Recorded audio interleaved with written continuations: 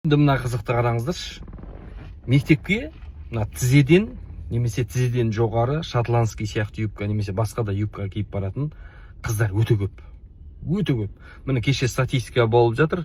400-ден астам мектеп жасындағы қыздар Түркістан облысында екіқабат болып қалған мектеп. Қымбатты көрермен, масқара жаңалық. Түркістан облысында 400-ге жуық жасөспірімнен жүктілік анықталған екен. Тіпті олардың арасында жасы 14-ке де толмаған бойжеткендер бар. Енді сіз ойлап қараңыз да. Сол мектепте жүріп темекі шегетін елдің бәрі біледі.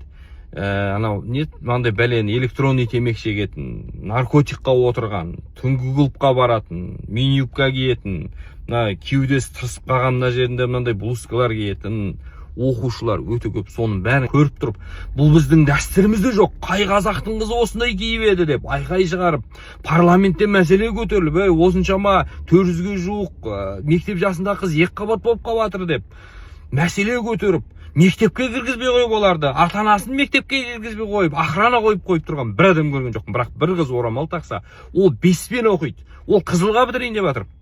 Бірақ орамал тағады, сәл юбкасын ұзын киеді, ақ орамалмен сол қызды жер жебіріне жеткізіп, мәселе көтеріп, оны парламенттен, министерстводан бұйрық шығарып оған тыйым салып, ойбай біздің салтымызда жоқ деп, қай қазақтың әйелі жалаңбас жүрбеді, барлығы жаулықпен жүрген. Тіпті жастарының өзі бағанағы, мен сізге қазір суреттерін көрсетемін, мына жерде хиджаб кәдімгі кимеген дейсіз. Мектеп жап-жас қыздар кәдімгі жаулықпен жүрген.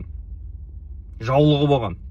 Енді сіз ойлап қараңыз да, сол қыздардың бәрі мектепке кіргізбей, ер азаматтар, ұл бала 15 сантиметр тырнағын өсіріп мектепте жүруге рұқсат. Бірақ орамал киюге рұқсат жоқ.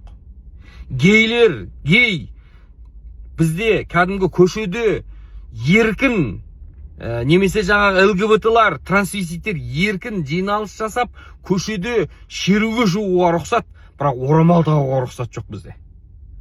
Ойлап қараңызшы, қаншама қыздар бар, соның бәрін көріп тұрмыз. Соны мектепке кіргізбей қойып, шара қолданып, қоғам қылып, мәселе қылып атқан бір адам көрген жоқпын да.